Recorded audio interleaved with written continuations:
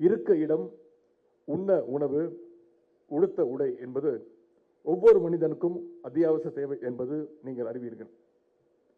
அதில் உடுத்த உடை என்ற தேவையை பூர்த்தி செய்து வருகின்ற நெசவாளர்களுக்கும் திராவிட இயக்கத்திற்கும் இடையேயான உறவு இன்றைக்கு நேற்று உருவானது அல்ல. குறிப்பாக 70 ஆண்டுகளுக்கு முன் களத்தில் நின்ற வரலாறு நம்முடைய கழகத்திற்கு உண்டு. 1953ஆம் ஆண்டில் தேங்கி கிடந்த கைத்தறி துணிகளை பேரறிஞர் அண்ணா அவர்கள் தெரு தெருவாக சென்று விற்றார். இங்கே சென்னையில் நம்முடைய முத்தமிழர் கலைஞர் அவர்கள் ஒரு நாள் முழுவதும் விற்பனை செஞ்சார். அன்றைக்கு அண்ணா, கலைஞர் அவருடைய தம்பிகள் எல்லாம் சேர்ந்து ஒரே நாளில் விற்பனை செஞ்ச தொகை எவ்வளவு தெரியுமா? மொத்தம் 1 லட்சம் ரூபாய். அந்த காலத்தில் இது மிகப்பெரிய தொகை. இன்னைக்கு மதிப்பிட்டீங்கன்னா கிட்டத்தட்ட 5 கோடி ரூபாய்க்கு மதிப்பு. அன்றைய 1 லட்சம் ரூபாய். இதில் சென்னையில் கலைஞர் அவர்கள் மட்டும் 20,000 ரூபாய்க்கு கைத்தறி துணிகளை சேல்ஸ் பண்ணார். நெசவாளர்களுடைய வாழ்க்கை நிலை, அவருடைய கவலைகளை முற்றிலும் உணர்ந்தவராக முத்தமிழ் கலைஞர் அவர்கள் இருந்தார்கள். அதனால்தான் கலைஞர் அவர்கள் ஆட்சி பொறுப்புக்கு வந்த போதெல்லாம் நெசவாளர்களுடைய வாழ்வு மேம்படுத்துவதற்கான பல்வேறு திட்டங்களை ஒவ்வொரு முறையும் தந்தார்கள். இன்றைக்கு தமிழ்நாட்டில் சுமார் 2 லட்சம் கைத்தறிகள் இருக்கின்றன. 2 லட்சம் நெசவாளர்கள் அதில் பணியாற்றுகின்றனர். கைத்தறிகள் எண்ணிக்கையின் அடிப்படையில் இந்தியாவிலேயே அசாம் மற்றும் மேற்கு வங்கத்திற்கு பிறகு இன்றைக்கு தமிழ்நாடு 3வது இடத்துல இருக்கிறது. அதுக்கு என்னுடைய வாழ்த்துக்கள். தமிழ்நாட்டில் உற்பத்தி ஆகின்ற கைத்தறி துணிகளுக்கு இன்று உலக அளவில் பெரிய அளவில் ரிசப்ஷன் இருக்கு, வரவேற்பு இருக்கு. குறிப்பாக நம்முடைய காஞ்சிபுரம் பட்டு புடவைகள், கோவை கோரா காட்டன் புடவைகள், பவானி ஜமுக்காலம், மதுரை சுங்குடி புடவைகள் உள்ளிட்ட 10 கைத்தறி பொருட்களுக்கு GI என்று சொல்லப்படுகின்ற புவிசார் குறியீடு இன்றைக்கு கிடைத்திருக்கின்றது. கைகளால் உற்பத்தி செய்யப்படுகின்ற பொருட்களுக்கும் எப்போதும் ஒரு தனி மார்க்கெட் உண்டு. குறிப்பாக கடந்த ஆண்டு மட்டும் 1146 கோடி ரூபாய் மதிப்பிலான கைத்தறி பொருட்கள் தமிழ்நாட்டிலிருந்து ஏற்றுமதி செய்யப்பட்டுள்ளன.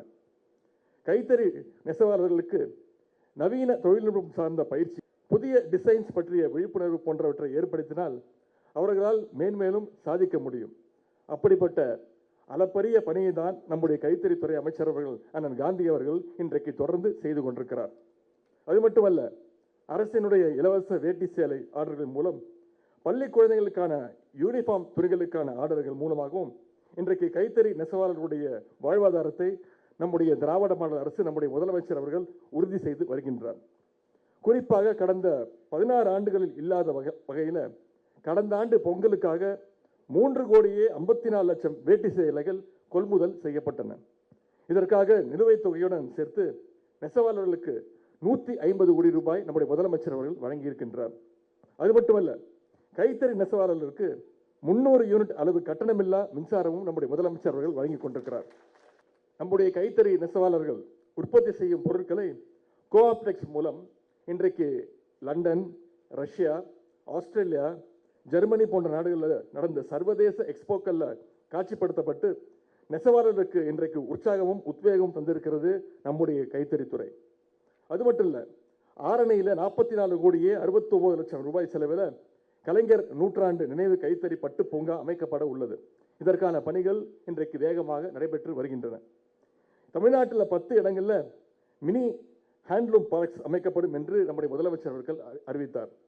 அதில் காஞ்சிபுரம் மற்றும் திண்டுக்கல் மாவட்டங்களில் மினி பூங்காக்கள் இன்றைக்கு செயல்பாட்டிற்கு வந்துவிட்டது. ஆகவே நம்முடைய திராவிட அரசு என்றைக்கும் நெசவாளருடைய முன்னேற்றத்திற்கு துணை நிற்கும்.